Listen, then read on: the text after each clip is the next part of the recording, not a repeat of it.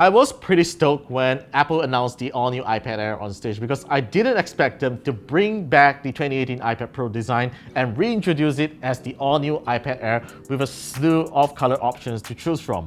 Now, the iPad Air may lack certain things from the 11-inch iPad Pro, such as a 120Hz ProMotion display, quad speakers, and some of the stuffs out there. But the good thing is that it supports the second generation Apple Pencil and sadly the overpriced Smart Keyboard, which I think no one should really just buy this for the sake of the trackpad because of its expensive price tag. So it is definitely a good value for the hardware right here because the lack of those two pro features means a more affordable price for the masses out there, and it starts with 64GB of storage and up to 256GB, which should be really sufficient for most people out there. So I've been using the iPad Air for about a month already, and here are my thoughts about it on why you should definitely consider this as a laptop substitute if you really need one. Apple is no stranger when it comes to reusing existing hardware designs on its new products, just like the iPhone SE. So the iPad Air uses the 2018 iPad Pro's chassis design like I mentioned earlier with several color options to choose from, and I really like the green color model that I have right here. So the screen bezel is noticeably thicker than the iPad Pro 11-inch because it uses a liquid retina display, not the ProMotion display, but trust me, this display will not disappoint you with its accurate colors and brightness, which supports 100% of the DCI-P3 color space with 500 nits of brightness. It is slightly darker than the iPad Pro, but good enough for most cases. You also get the same great cameras from the 2018 iPad Pro, which is a 12MP f1.8 on the rear and 7MP on the front. A USB-C port instead of Lightning is a good change, but I am disappointed that the charging power is limited at 20 watts. That is considerably slow when you want to juice up its big battery. One thing I appreciate the most is the return of Touch ID that's integrated onto the power button, especially at this point of time where Face ID doesn't work well because we all wear masks. Although I don't really miss the 120Hz ProMotion display, I wish the iPad Air had come with quad speakers instead of stereo speakers, but it is way better than having a mono setup and thankfully doesn't sound terrible. Just like its name, the iPad Air is a really lightweight device at 450 grams that feels really comfortable to hold for content consumption. But what ultimately destroys the experience is the overpriced Magic Keyboard. While it is absolutely cool that it attaches magnetically with a floating design that holds up your device really well despite rigorous shakes, it adds 600 grams to the overall package that makes it as heavy as a laptop.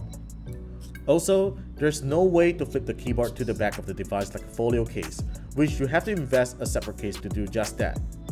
The only reason you will want to consider the Magic Keyboard is if you want a built-in trackpad, which is really great to use for text selection and it performs really well in gestures.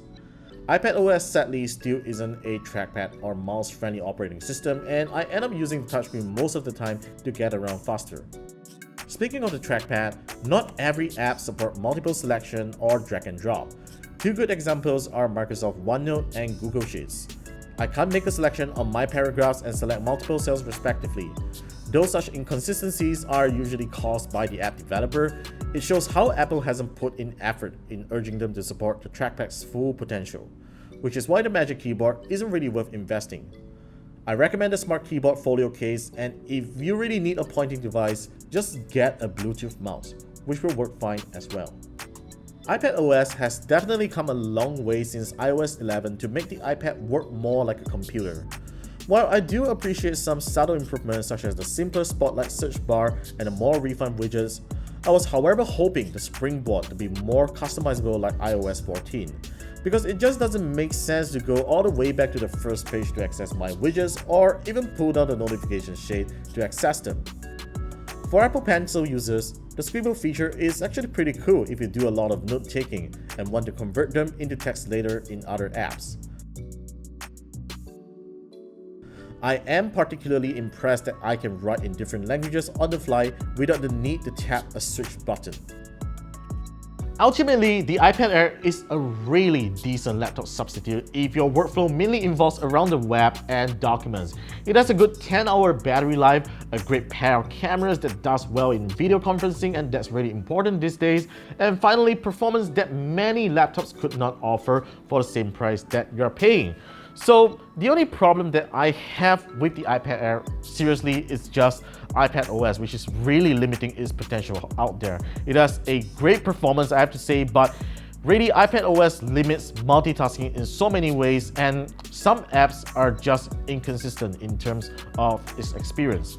But perhaps with the introduction of the M1 Mac, now that we can even use iPad apps on this thing here, we should probably see some features of macOS ported over to iPadOS in the near future. So let's not give up any hope on that.